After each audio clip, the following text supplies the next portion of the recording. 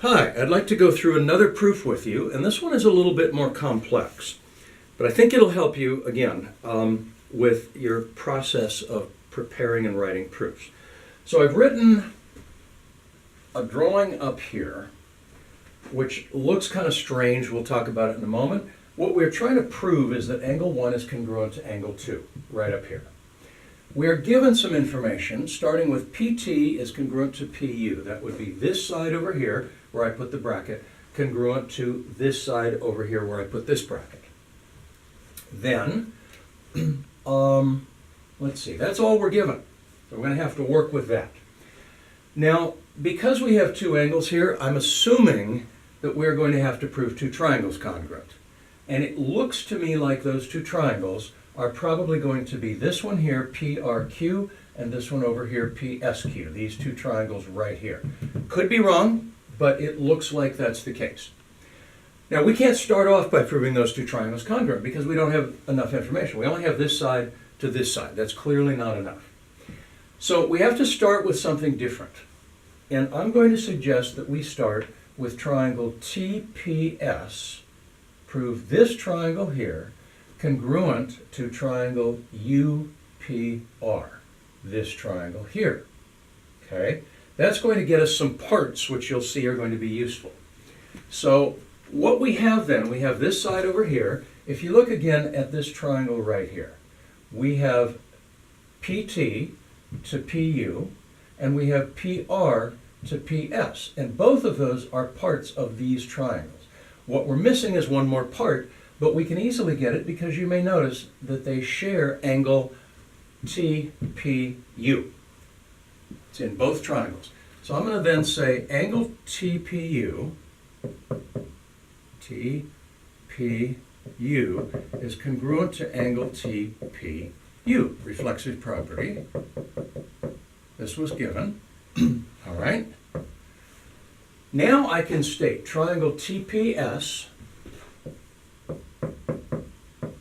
is congruent to triangle UPR. And the reason for that would be we have side, angle, side to side, angle, side. All right. Now, we're still not going to be able to go directly to these two triangles, but we can now get two other triangles congruent. And those two triangles, if let's see what sides, what parts we can get. We can get angle T is congruent to, let's mark it that way, angle U, and that would be from CPCTC. Angle T congruent to angle U, CPCTC. All right. This triangle here, and what I can also get is TS, side TS is congruent to UR. TS congruent to UR. All right, and that would be step 5, and that's again CPCTC. All right, now let's see if that helps us any. What I would like to get at this point is, let's see, if I could get this triangle, I don't think I can get that one. If I could get this one congruent to this one, that would be nice. So let's see if that's possible. I could certainly get this to this, and they're vertical angles. So I'm going to actually, I'm going to number those. Let's call this one, I have 1 and 2, let's call this one 3 and 4. Angle 3 is congruent to angle 4. Angle 4, 6, and that would be vertical angles theorem. Now I have two angles. All right, let's try another possibility here. Let's see, can I do, look what I have over here. I have this entire side length, and I have this congruent to this. By doing some subtraction, I could get RT congruent to SU, and that would give me angle, angle, side. That's exactly what we need. So the next thing I'm going to put over here at step number 7 is PR plus RT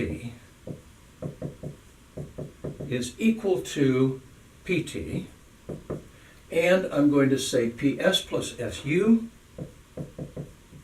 is equal to PU.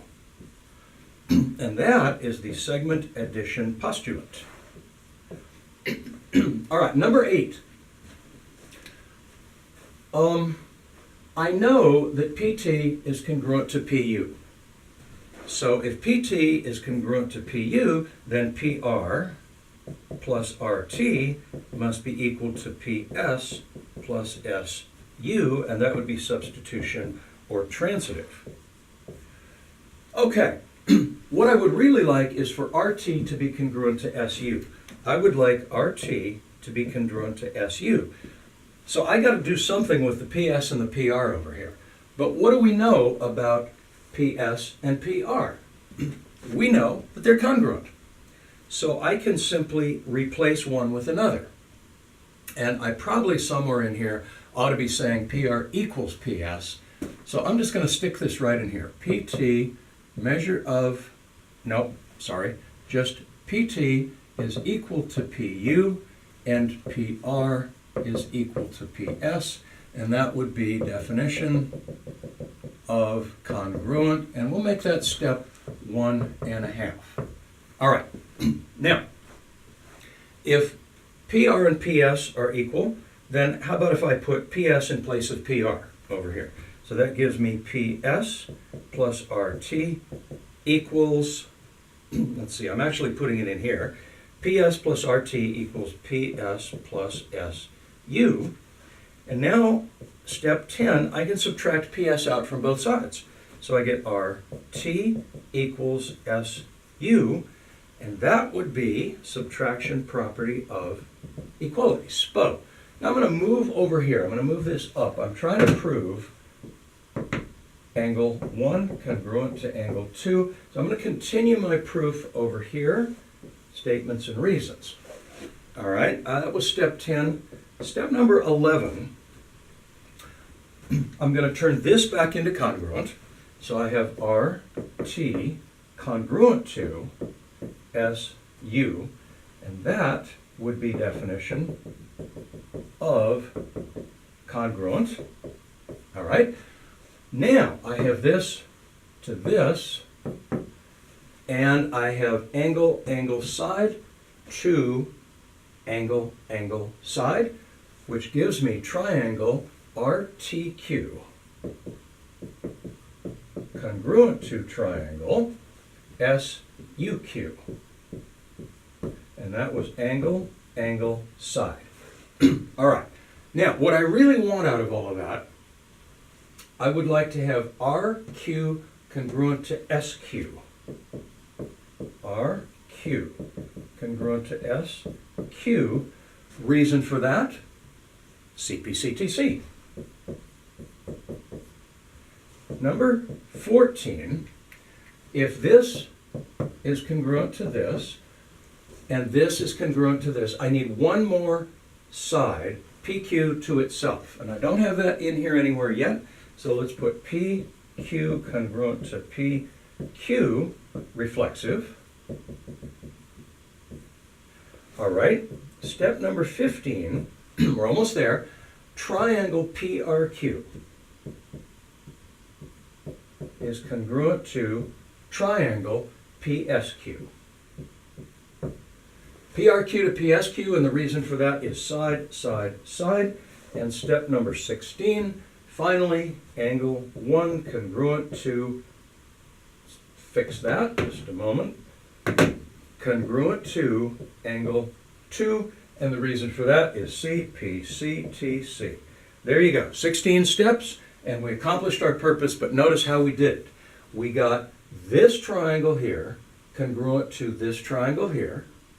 We plucked off enough parts to get this triangle congruent to this triangle, and then we plucked off these parts in order to get this triangle congruent to this triangle, which allowed us to use CPCTC to get angle 1 congruent to angle 2. As far as the proofs we're doing, that's about as extensive as we will get. So I'd suggest that you study this and make sure that you understand it. Not that I'll be giving you one quite this level of difficulty, but it incorporates so many of the different features that we've been talking about and working with that I think it's a great proof to use as an example. Thank you.